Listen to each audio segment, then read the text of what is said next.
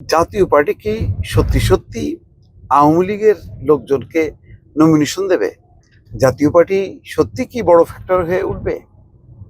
আজকে যে কথাটা রাজনৈতিক অঙ্গনে বেশ আলোচনা চলছে যে আওয়ামী লীগ পুনর্বাসিত হবে জাতীয় পার্টির মাধ্যমে, সেই কথাটাকে কিন্তু স্টাবলিশ করলেন মুস্তাফিজুর রহমান মুস্তফা। তিনি রংপুরের মেয়র, সাবেক মেয়র, গুরুত্বপূর্ণ ব্যক্তি।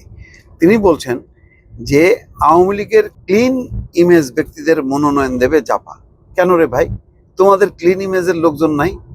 তোমরা অন্য দলের লোককে কেন ভাড়া দেবা? তাহলে তো যে কথা বলতেছে নুরুল হক নুরদের দল, জামাত সহ অন্যরা, যে আওয়ামী লীগ পুনর্বাসিত হচ্ছে জাতীয় পার্টির মাধ্যমে বা মধ্য দিয়ে, তো সেটাই তো একটা বিষয়।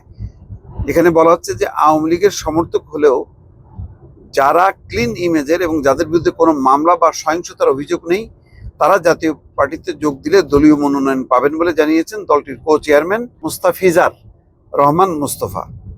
শনিবার দুপুরে রংপুর নগরী সেন্ট্রাল রোডে জাতীয় পার্টির দলীয় কার্যালয়ে কর্মী সমাবেশ শেষে সাংবাদিকদের তিনি এই কথা বলেন।